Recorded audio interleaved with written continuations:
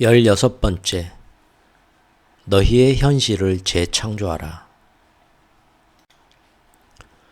영혼을 향해 여행하고 깨달음으로 나아가는 동안 너희는 살아가면서 여러 상황과 조건, 사태에 직면하게 된다.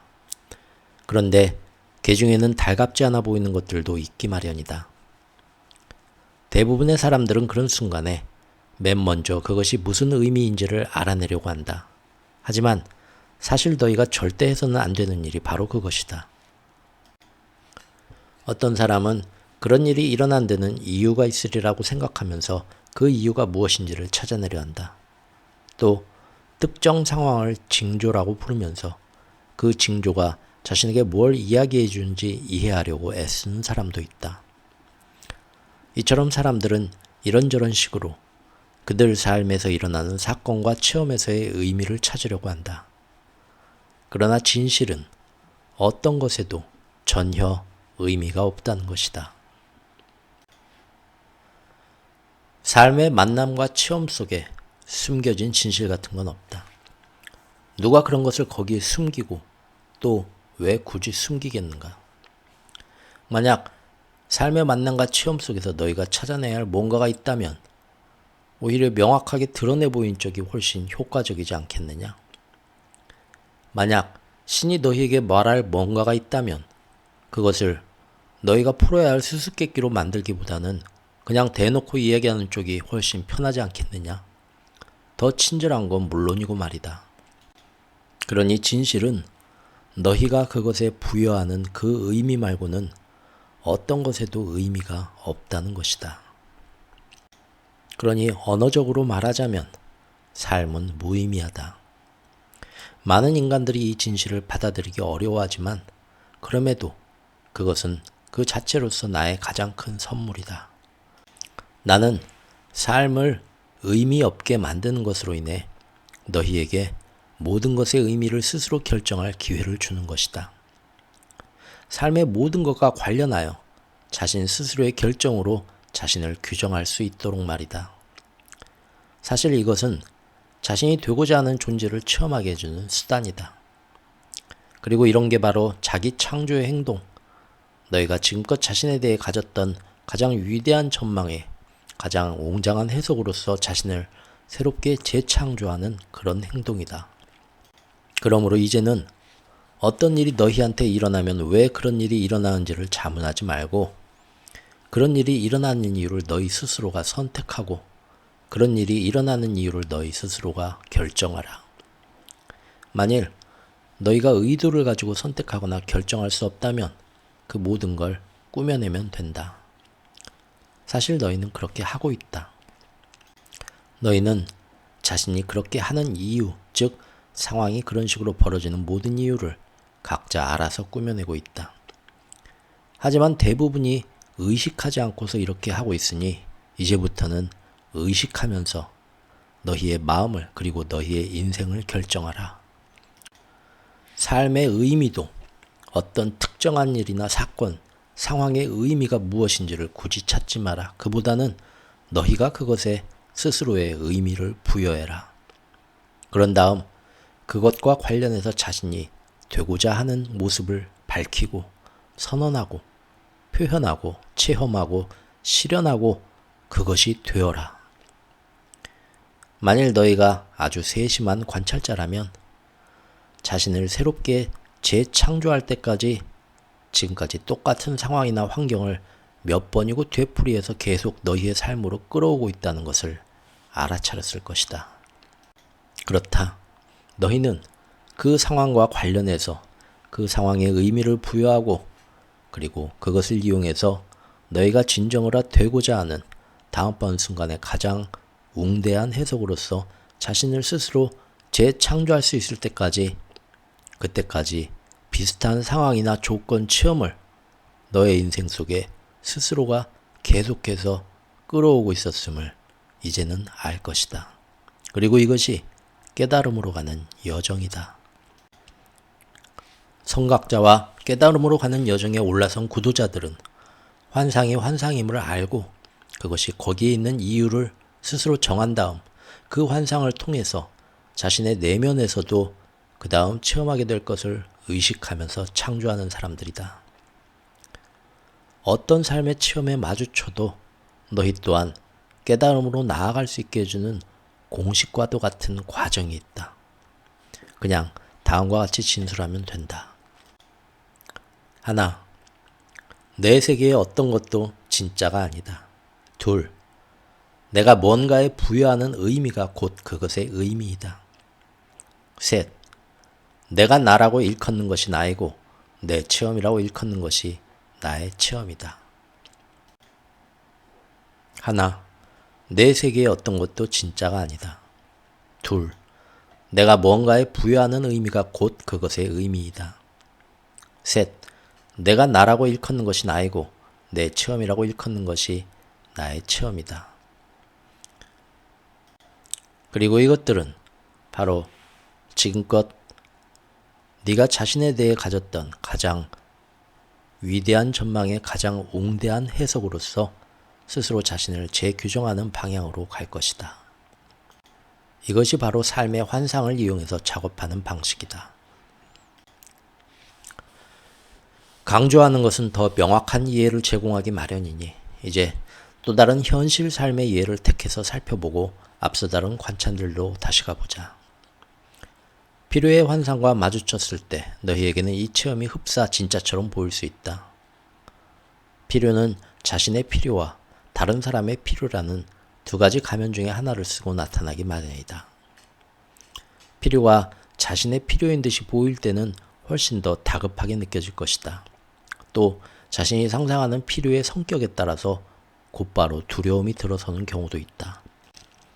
예를 들어 만약 자신이 산소가 필요하다고 상상하면 너희는 순식간에 공포에 빠지고 만다.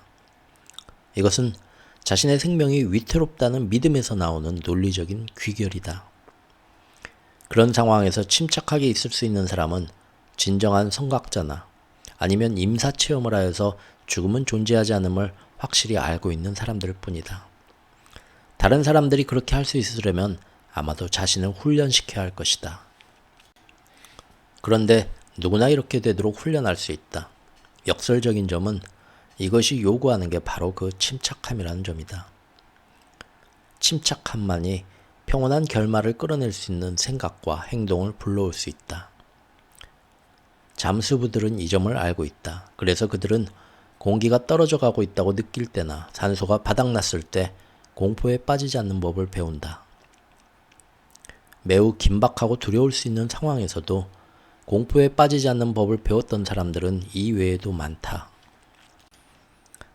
이만큼 극단적이진 않지만 불치병에 걸렸다는 사실을 알거나 무장강도에게 습격받는 경우처럼 두려움을 일으키는 목숨이 위태로운 상황들도 많다. 그러나 죽음을 코앞으로 불러오는 그런 질병이나 가족이 위험에 처한 그런 상황에서도 비범한 평정심을 발휘할 수 있었던 사람들이 있다. 그들은 어떻게 그렇게 했을까?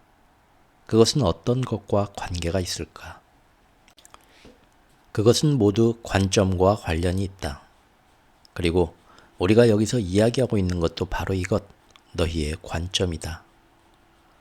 죽음의 환상을 환상으로 보면 모든 것이 바뀐다. 자신이 그것에 부여하는 의미 말고는 아무 의미도 없다는 걸 이해하는 것이 그것의 의미를 스스로 결정할 수 있게 해주고 삶 전체가 재창조 과정임을 이해하는 것이 죽음과의 관계에서 참된 자신을 체험할 수 있는 문맥을 창조하게 해주는 것이다. 예수는 이렇게 해서 세상을 놀라게 했다. 평온하고 기품 있게 죽음을 겪어냄으로써 주변의 모든 사람을 놀라게 하고 그들에게 영감을 준 사람은 이 외에도 아주 많다. 생명이 위태로운 체험보다 덜한 차원에서는 환상으로서 필요의 힘이 훨씬 줄어든다. 몸의 아픔보다 덜한 차원에서는 그것은 사실상 전혀 힘을 발휘하지 못한다. 모두는 아니지만 많은 인간들이 몸의 아픔을 무척 힘들어한다. 그래서 아파하는 순간에 누군가가 그건 환상이야 라고 일러준다고 해도 고통받는 당사자는 전혀 그렇지 않다고 중얼거리게 되는 것이다. 실제로 많은 사람들에게는 아픔과 그것의 가능성이 죽음보다 더 두렵다. 그러나 이 환상도 해결할 수 있다. 이 대화 앞부분에서 나는 아픔과 고통의 차이에 대해 이야기했다. 삶의 환상을 그것의 원래 목적대로 보는 사람들이 그러하듯이 성각자들은 이 차이를 안다. 필요의 환상이라면 인간이 고통받지 않고 행복해지려면 아픔 없는 상태가 필요하다고 주장할 것이다. 그러나 출산 경험이 있는 여자라면 누구나 증언할 수 있듯이 아픔과 행복은 상호 모순이 아니다. 아픔 없는 상태는 필요가 아니라 선호이다. 이렇게 필요를 선호의 차원으로 옮겨 놓을 때 너희는 자신이 하고 있는 체험을 지배할 놀라운 힘을 가질 수 있다. 너희는 아픔을 지배하기에 충분한 힘, 사실상 그것을 무시하고 종종 그것을 실제로 사라지게까지 하기에 충분한 힘을 가질 수 있다. 그리고 많은 사람들이 이것을 증명했다. 몸의 아픔보다 덜한 차원에 있는 필요의 환상을 다루기는 훨씬 쉽다. 아마도 행복해지려면 어떤 사람이 필요하다거나, 성공하려면 일자리가 필요하다거나, 만족하려면 다른 어떤 감정적 충족이나 신체적 충족이 필요하다는 생각이 들 때가 있을 것이다. 자신이 지금 이 순간 여기에 그런 것 없이도 존재한다는 걸 알아채고 싶을 때 그런 생각이 들 수 있다. 그런데도 왜 너희는 그것이 필요하다고 생각하는가? 세심하게 검토해보라. 그러면 너희는 자신이 그것을 필요로 하지 않는다는 것, 생존하기 위해서 필요로 하는 것도 아니고 심지어 행복해지기 위해서 필요로 하는 것도 아니라는 것을 알게 될 것이다. 행복이라는 존재는 체험이 아니라 결정이다. 행복해지기 위해 필요하다고 생각했던 것 없이도 너희는 스스로 행복해지기로 결정할 수 있다. 그러면 행복해질 것이다. 이제 너희가 이해하게 된 가장 중요한 것들 중 하나가 바로 이것이다. 이 때문에 나는 이 진술을 다시 한번 되풀이하고자 한다. 행복은 체험이 아니라 결정이다. 행복해지기 위해 필요하다고 생각했던 것들 없이도 너희는 행복해지기로 결정할 수 있다. 그러면 너희는 행복해질 것이다. 체험은 너희가 내리는 결정의 원인이 아니라 결과이다. 덧붙여 말하면 사랑 또한 마찬가지다. 사랑은 반응이 아니다. 사랑은 결정이다. 이 점을 기억해낼 때 너희는 깨달음에 다가가고 있다. 필요의 두 번째 가면은 다른 사람의 필요란 가면이다. 이 환상을 환상으로 보지 않으면 너희는 다른 사람, 특히 자식이나 배우자나 친구처럼 너희가 사랑하는 사람들의 필요를 충족시켜주고자 계속해서 애쓰게 되는 함정에 빠질 수 있다. 이것은 자신과 도움받는 상대방 모두에게서 소리 없는 분노를 불러오다가 결국에는 분노의 폭발을 불러온다. 바꾸어 말하면 자식과 배우자를 포함하여 그리고 틀림없이 특히 남들의 요구를 계속해서 충족시켜주는 것이 앞서 이야기했듯이 그들을 돕기보다는 오히려 그들을 무력화할 수 있다는 사실이다. 그러니 도움이 필요한 사람을 보면 그 환상을 이용해서 너희가 체험하고자 하는 너희 부분을 표현할 수 있게 하라. 아마도 너희는 연민이나 너그러움, 친절함이나 나름의 풍요 혹은 그 모두를 체험하고자 하는 너희 부분으로 택할 테지만 자신이 하는 어떤 일도 다른 사람을 위하는 것이 아님을 분명히 인식하라. 다음 진술을 외워둬라. 내가 하는 모든 일이 나 자신을 위한 것이다.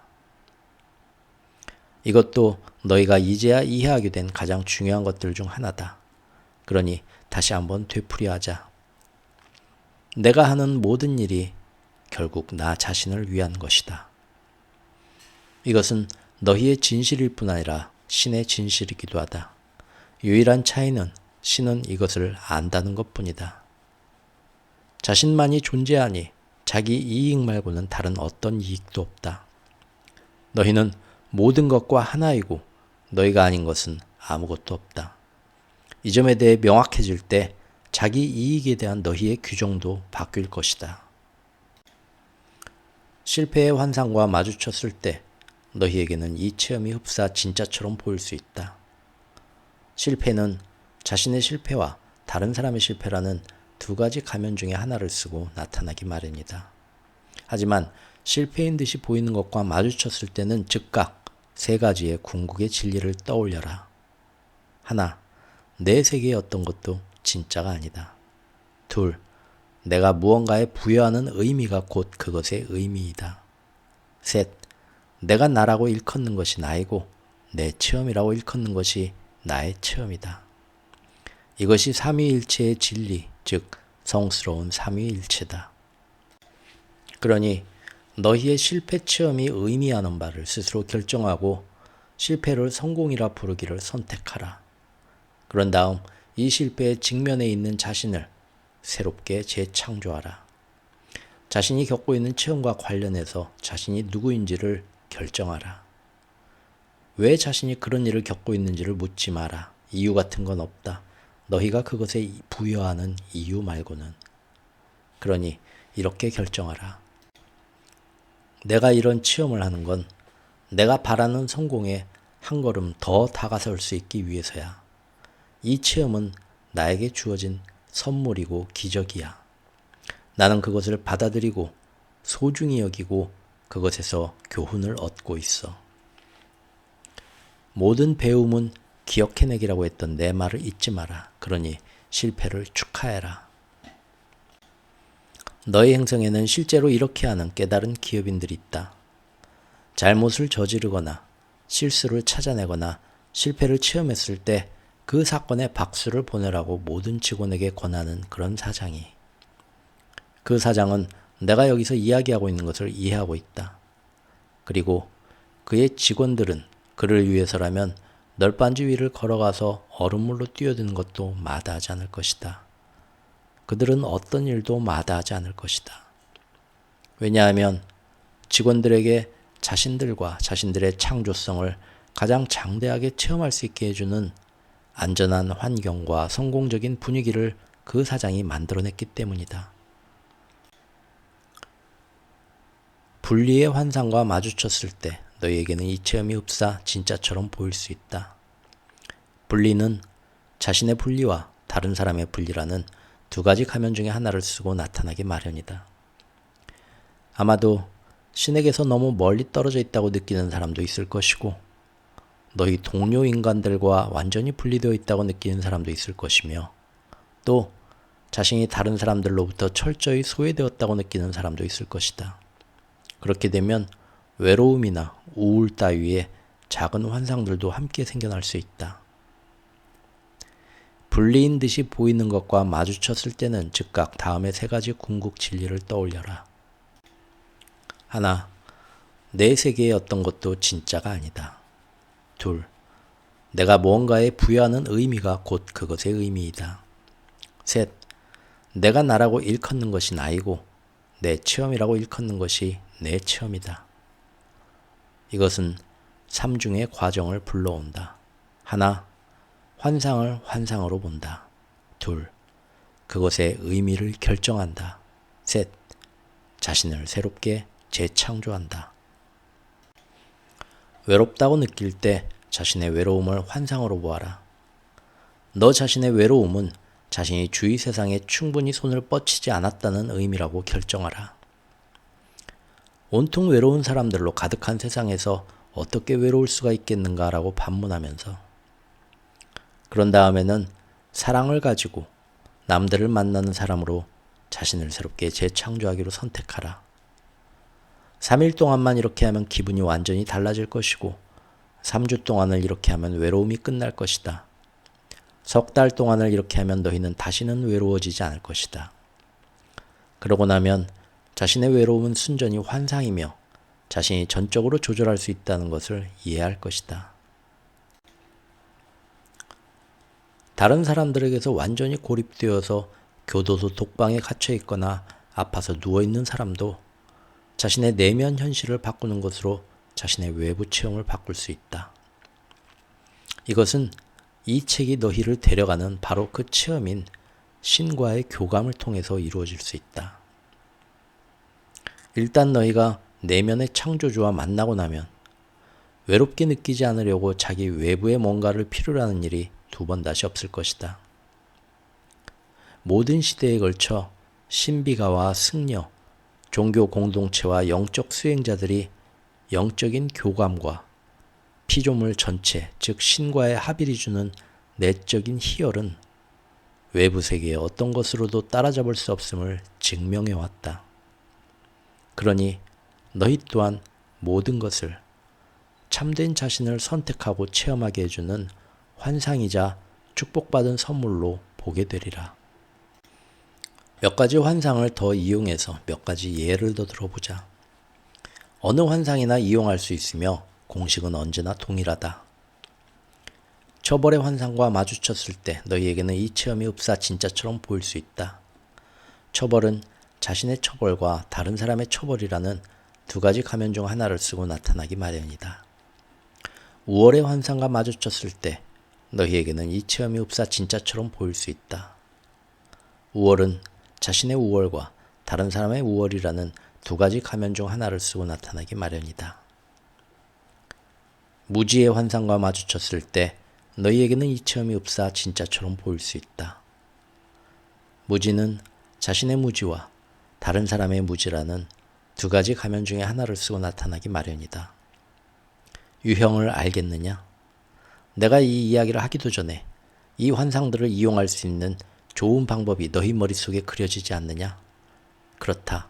하나, 내 세계의 어떤 것도 진짜가 아니다. 둘, 내가 뭔가에 부여하는 의미가 곧 그것의 의미이다. 셋, 내가 나라고 일컫는 것이 나이고 내 체험이라고 일컫는 것이 내 체험이다. 즉, 하나, 환상을 환상으로 본다. 둘, 그것의 의미를 스스로 결정한다. 셋, 그리고 자신을 새롭게 재창조한다이다. 다른 사람의 처벌과 만나면 너희도 그들을 처벌하고 싶어질 것이고 너희의 처벌에 직면하면 다른 사람도 너희를 처벌하고 싶어질 것이다.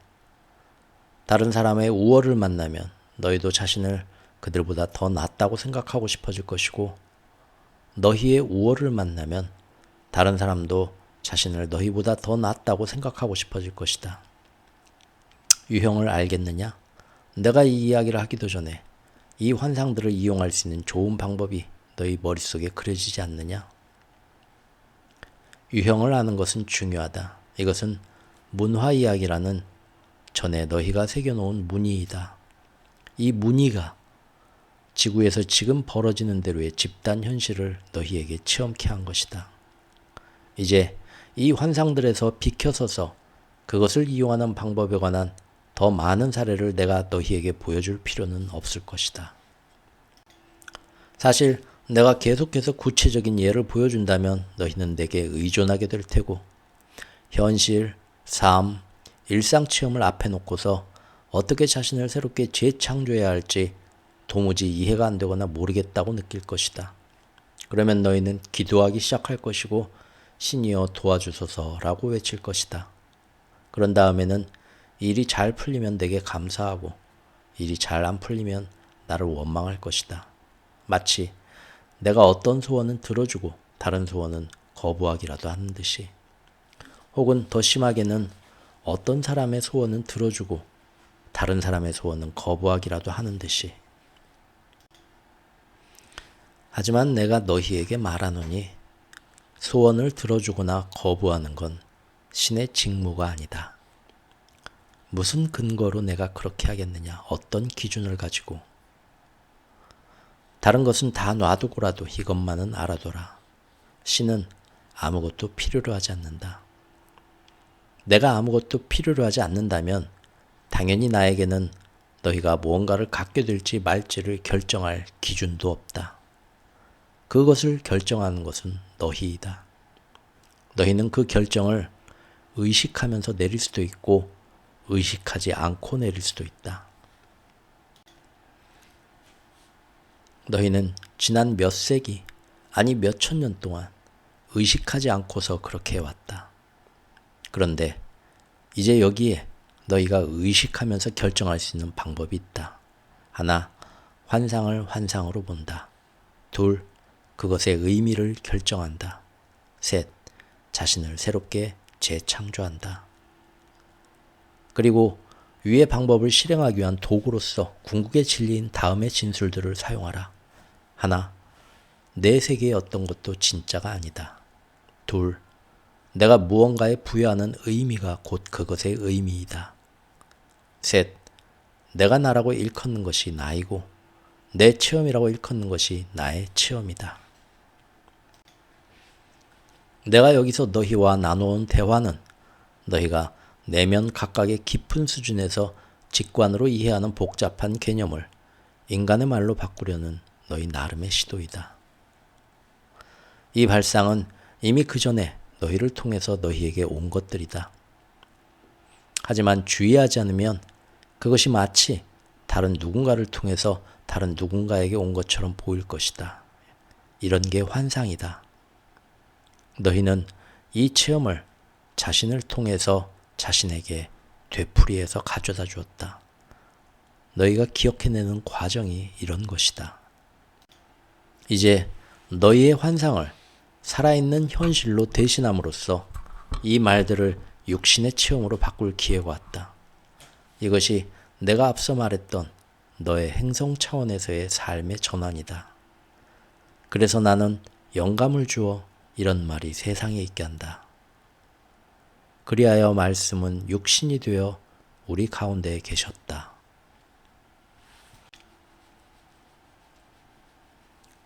3부 내면의 창조주와 만나기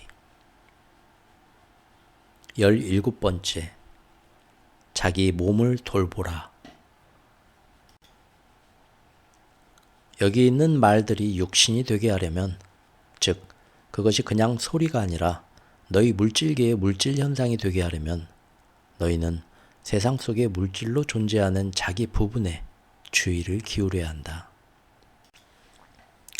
너희가 신과 교감하는 것, 내면의 창조주와 만나는 것은 자신의 물질 몸을 알고 자신의 물질 몸을 이해하고 자신의 물질 몸을 존중하고 너희에게 봉사하기로 되어 있던 도구로서 자신의 물질 몸을 이용하는 것에서 시작한다. 이렇게 하려면 너희는 먼저 자신이 자신의 물질 몸이 아니라는 사실을 이해해야 한다.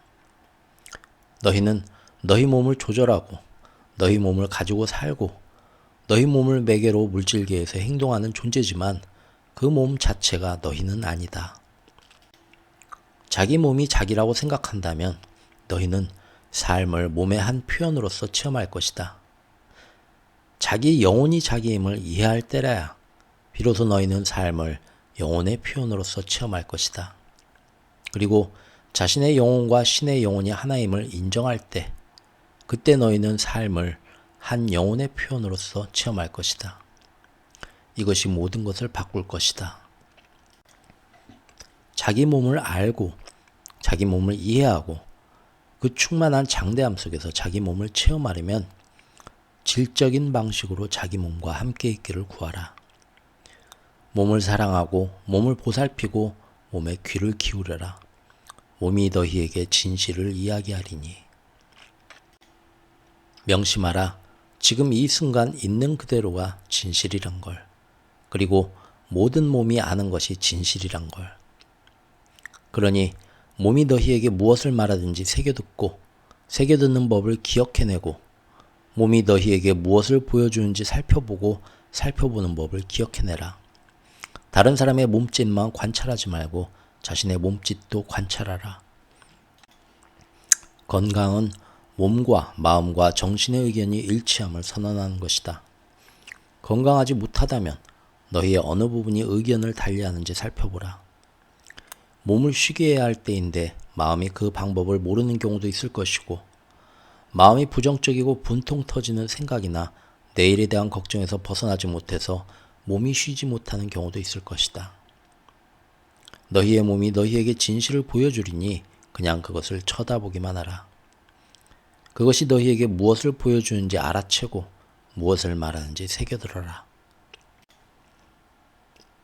너희 몸을 존중하라. 그것이 균형 잡힌 모습으로 있게 하라.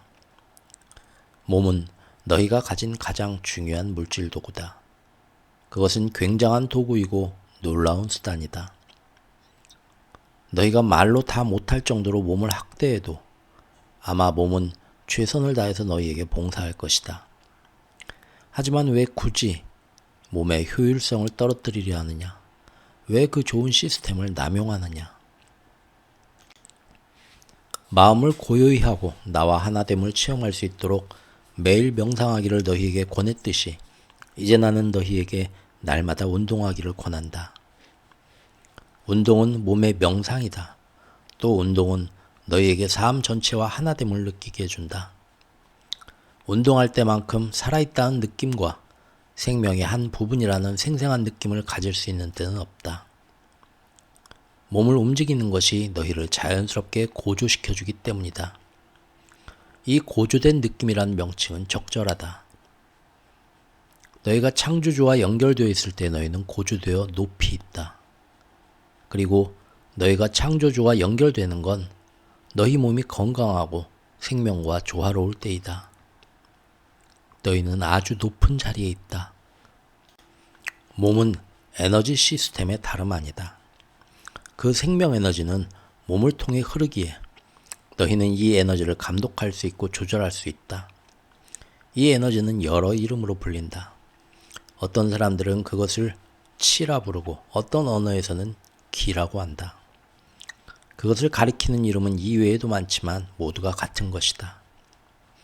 너희가 이 에너지를 그것의 미묘함과 그것의 힘을 느끼는 법을 기억해낼 때 너희는 그것을 조절하고 감독하는 법도 기억해낼 수 있다.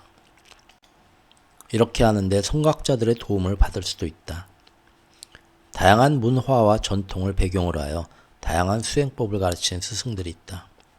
또한 스스로 하겠다는 내적 결심만 있으면 혼자서 이렇게 할 수도 있다.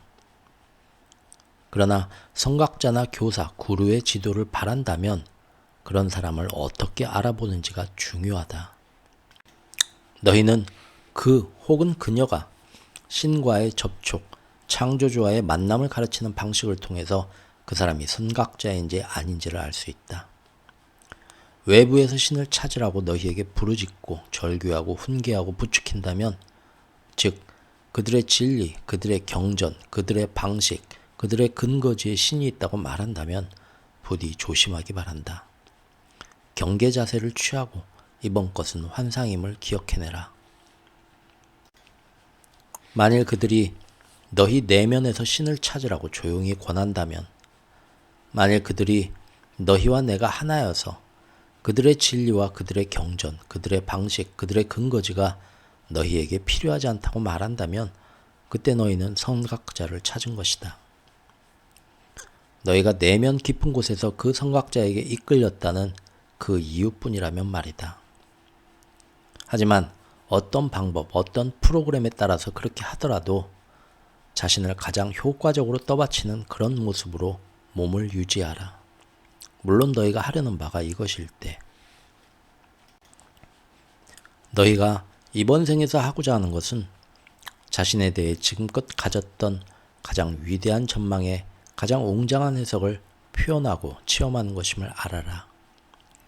만약 너희가 이것을 의식 차원에서 체험하지 못한다면, 즉 이것이 자신이 하고자 하는 바가 아닌 것 같다면 너희는 내가 지금 너희에게 보내는 이 이야기의 어떤 부분도 적용하지 못할 것이다. 그중 어떤 것도 의미가 없을 것이다. 하지만 만일 너희가 이것을 하기 위해서 이번 생에 왔다는 걸 의식 차원에서 자각한다면, 그렇다면 이 책을 읽는 것이 마치 너희가 자신에게 말하는 것처럼 느껴질 것이다. 사실 이것이 지금 너희가 하고 있는 바로 그것이다. 그렇다면 몸을 운동시키라고 제안하는 것도 전혀 놀랄 일이 아닐 것이다. 너희가 의도하는 바에 맞게 음식을 조절하는 것도 마찬가지고, 너희는 자신에게 필요한 음식이 어떤 것인지 정확히 알게 될 것이다. 설사 다양한 식품을 앞에 놓고 있을 때라도 몸에 귀를 기울이면 그 식품을 섭취하는 것이 자신에게 도움이 되는지 아닌지를 금방 알게 될 것이다. 너희는 그냥 음식물 위로 손을 천천히 가져가 보는 것만으로도 이런 알매에 이를 수 있다. 그 음식이 몸과 영혼에 대한 너의 내면 의도와 조화를 이루는지에 대해 알아야 할 모든 것을 너희 몸은 금방 알아차릴 것이다. 너희는 진동을 감지할 수 있게 될 것이다. 다이어트 책을 읽을 필요도 없고 강좌를 들을 필요도, 외부의 상담이나 조언을 구할 필요도 없다. 그냥 자기 몸에 귀를 기울이고 몸의 충고에 따르기만 하면 된다. 18번째, 자신의 감정을 다스려라. 내면의 창조주와 만남을 통해 신과 교감하는 데 있어 몸 돌보기의 다음 단계는 감정 다스리기다. 이것은 감정이 무엇인지를 이해하는 단순한 문제다. 감정이란 것은 움직이는 에너지일 뿐이다. 너희는 이 에너지를 취해서 그것을 위로 끌어올릴 수도 있고 아래로 끌어내릴 수도 있다. 에너지를 끌어내리면, 다시 말해 그것을 낮은 차원 쪽으로 움직여야 하면 부정적인 감정을 낳는다.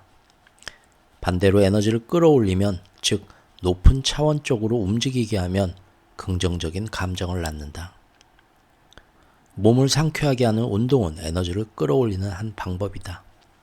그것은 기 에너지의 진동수를 높이고 다시 너희를 통해 표현되는 긍정적인 감정으로 바뀐다. 명상도 너희 몸에 항상 존재하는 생명 에너지를 끌어올리는 또 하나의 방법이다. 운동과 명상을 결합하면 대단히 강력한 효과를 발휘하기 때문에 이 결합이 너희가 행하는 영적 수행의 일부가 되면 너희는 엄청난 성장을 이룰 수 있다. 그 둘을 병행하면 너희는 자신이 몸과 감정 모두를 마음대로 조절할 수 있고 따라서 체험할 수 있다는 걸 기억해내게 된다. 많은 사람들에게, 아니 대다수 사람들에게 이것은 놀라운 기억해내기이다. 그런데 감정은 너희를 지배하는 체험이 아니라 너희가 선택하는 체험이다. 많은 사람들이 이것을 이해하지 못하고 있다. 물질적 삶의 외부 환경이 영적인 삶의 내면 체험과 반드시 관계를 가져야 하는 건 아니다. 고통에서 자유롭기 위해서 반드시 아픔이 없어야 하는 건 아니고, 평온이 있기 위해서 너희 삶에 반드시 소란이 없어져야 하는 건 아니다. 사실 참된 성각자들은 소란과 분쟁을 피할 방법을 찾았기 때문이 아니라 소란과 분쟁을 앞에 두고서도 평온을 체험한다. 모든 존재가 추구하는 것이 바로 이런 내면의 평화이다. 그것이 모든 존재의 본질이기 때문이다. 또 너희는 언제나 참된 자신을 체험하기를 추구할 것이다. 너희 몸이 자신이 아니고 너희가 보는 어떤 것도 진짜가 아님을 이해하는 것만으로 너희는 어떤 외부 조건이나 상황 앞에서도 이런 내면의 평화를 이룰 수 있다. 너희가 10가지 환상에 빠져 살고 있음을 기억하라. 그런 다음에는 그 환상에 관한 진실을 이해하라. 너희가 그 환상과 그에 딸린 모든 작은 환상을 만들어낸 것은 참된 자신을 결정하고 선언하고 표현하고 체험하고 실현하고 그것이 되기 위해서였다는 걸. 이미 여러 번 말했지만 다시 한번 말하노니 삶의 모든 것이 선물이고 모든 것이 완벽하다. 삶은 너희 안에서 너희로서 너희를 통해 완벽함 그 자체를 완벽하게 표현해줄 완벽한 기회를 만들어낼 수 있는 완벽한 도구다. 이것을 이해할 때 너희는 항상적인 수용 상태에 있게 될 것이다. 즉 너희는 성장할 것이다. 뭔가를 수용한다는 의미가 바로 곧 성장이다. 뭔가를 수용하면 그것은 이전보다 더 커진다. 너희는 모든 상황에 직면해서 자신의 감정을 스스로 선택할 수 있고 따라서 감정을 조정할 수 있을 뿐 아니라 어떤 상황을 만나기 전에도 그렇게 할 수 있다. 다시 말해 너희 삶에서 예상되는 모든 상황에 대해서 자신의 에너지를 어떤 식으로 움직일지, 즉 어떤 것이 자신의 감정이 되게 할지를 결정할 수 있다. 이런 수준의 깨달음에 이르고 나면 삶에 예상치 못한 모든 상황에 대해서도 이와 똑같은 선택을 내릴 수 있게 될 것이다. 이런 식으로 해서 너희는 삶의 외부 환상과 갈등하지 않고서 조화를 이루는 자신을 스스로 결정하게 될 것이다. 이것이 어떻게 이루어지는지는 신과 나눈 이야기 3부작과 신과 나누는 우정에서뿐만이 아니라 다른 여러 시기에 나온 다른 여러 출처들을 통해서도 이미 자세히 설명했다. 여기서는 그런 사실을 상기시키는 것만으로 충분할 것이다. 물질 몸을 돌보고 감정을 다스리는 법을 기억해내고 나면 이제 너희는 내면의 창조주를 만나기 위한 다음 단계로 넘어갈 준비가 된 셈이다.